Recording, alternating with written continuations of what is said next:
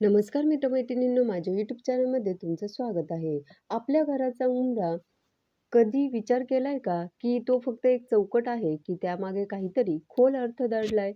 आपल्या संस्कृतीत उंबऱ्याला खूप महत्त्व आहे, पण त्यामागची कारणं काय? वास्तुशास्त्र काय सांगतं आणि परंपरा काय आहे? याबद्दल अनेकदा आपला गोंधळ उडतो. चला आज मग या सगळ्या प्रश्नांची उत्तर जाणून घेऊया. आणि यातला एक सगळ्यात मोठा प्रश्न म्हणजे जो अनेकांना पडतो, तो म्हणजे उंबरा बसवताना त्याखाली सोनं, चांदी किंवा रत्न टाकावेत का? हे खरंच गरजेचं आहे का? की हा फक्त एक समज आहे? तर याचं उत्तर आपण कुठल्या कुठल्या गोष्टीवरून नाही, तर थेट वास्तुशास्त्र आणि आपल्या जुन्या परंपरा काय सांगतात यावरून शोधणार आहोत.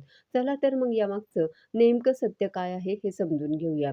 तर सगळ्यात पहिली गोष्ट हे समजून घेऊया, की उंबरा म्हणजे फक्त दरवाजाचा एक भाग नाहीये, तो आपल्या घराचा एक मानबिंदू आहे, एक सीमारेषा आहे. ही रेषा म्हणजे काय? तर ही आपल्या घरातल्या शांत, सुरक्षित, पवित्र जागेला बाहेरच्या धावपळीच्या जगापासून वेगळं करते. म्हणजे बघा, ही फक्त एक एक दिसणारी सीमा नाहीये, तर एक प्रकारची अदृश्य भिंत आहे, जी घरातील सकारात्मक ऊर्जा जपते आणि म्हणूनच उंबऱ्याची भूमिका दुहेरी आहे, म्हणजे डबल रोल आहे असं समजा. एकीकडे सांस्कृतिकदृष्ट्या बघितलं, तर तो घरातल्या पावित्र्याचं रक्षण करतो. असं म्हणतात, की तो वाईट शक्तींना आत येऊ देत नाही आणि दुसरीकडे वास्तुशास्त्रानुसार तो घरातल्या एनर्जीचा बॅलन्सिंग पॉइंट आहे. म्हणजे घरात कोणती ऊर्जा यावी आणि कोणती बाहेर राहावी याचं नियंत्रण कुठेतरी इथूनच होतं.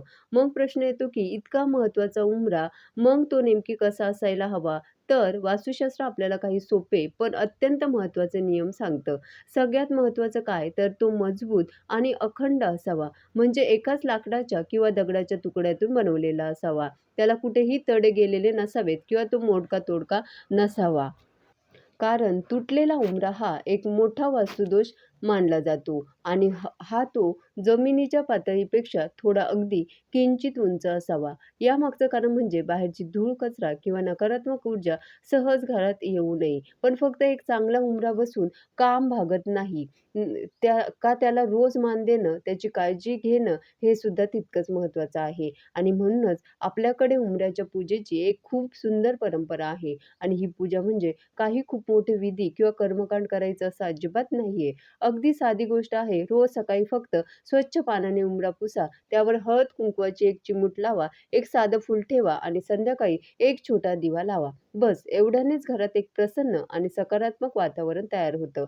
आता हे हळद-कुंकू लावण्यामागे सुद्धा एक खूप सुंदर भावना आहे, नाही का? हळद ती शुभ संकेताचं प्रतीक आहे आणि कुंकू हे सौभाग्याचं, मांगल्याचं. म्हणजे आपण उंबऱ्यावर ही 2 प्रतीकं लावून आपल्या घराच्या प्रवेशद्वारालाच पवित्र करतो. घरात येणाऱ्या प्रत्येकाचे स्वागत एका शुभ भावनेने करतो. आता आपण येऊया त्या सगळ्यात मोठ्या प्रश्नाकडे, उंबऱ्याखाली खरंच सोनं, चांदी किंवा रत्न टाकायला हवीत का? यात श्रद्धा कुठे आहे आणि शास्त्र काय सांगतं? चला हा फरक समजून घेऊ. तर बघा, परंपरा असं सांगते की घराची सुरुवात शुभ व्हावी म्हणून काही जण सोनं किंवा पंचधातू टाकतात. हे एक प्रतिकात्मक गोष्ट आहे. एक चांगली भावना आहे. यात काही चूक नाही. पण वास्तुशास्त्र काय म्हणतं? तर वास्तुशास्त्रानुसार हा कुठलाही बंधनकारक नियम नाहीये. म्हणजे हे पूर्णपणे आपल्या श्रद्धेवर अवलंबून आहे. याला शास्त्राचा तसा थेट आधार नाही आणि सगळ्यात महत्त्वाचं, हे केलं नाही तर काहीतरी वाईट होईल असं तर मुळीच नाहीये. खरं तर रत्न टाकण्यापेक्षाही काही जास्त महत्त्वाचे नियम आहेत, जे आपल्या परंपरेने आदरापोटी शिकवले आहेत. जसं की उंबऱ्यावर पाय ठेवून उभं राहायचं नाही, त्यावर बसायचं नाही किंवा तिथे कधीही झाडू ठेवायचा नाही. या छोट्या-छोट्या गोष्टी आहेत, पण त्या उंबऱ्याबद्दलचा आदर दाखवतात आणि या सगळ्या नियमांच्या मुळाशी काय आहे, तर एकच गोष्ट, स्वच्छता आणि पवित्र कारण. एक स्वच्छ पवित्र प्रवेशद्वारच घरात सकारात्मक ऊर्जा घेऊन येतं. त्यामुळेच बाकी काही करा किंवा नका करू, पण उंबरा नेहमी स्वच्छ ठेवणं हे सगळ्यात महत्त्वाचं आहे. तर या सगळ्या चर्चेतून एक गोष्ट स्पष्ट होते, की वास्तुशास्त्राचा दृष्टिकोन खूप संतुलित आहे. तो महागड्या विधींना किंवा देखाव्याला महत्त्व देत नाही, तर साध्या, सोप्या आणि व्यावहारिक गोष्टींना महत्त्व देतो. तर महत्त्वाचे मुद्दे काय लक्षात ठेवायचे? तर एक घरात तुटका उंबरा कधीही ठेवू नये. तो लगेच दुरुस्त करा किंवा बदला.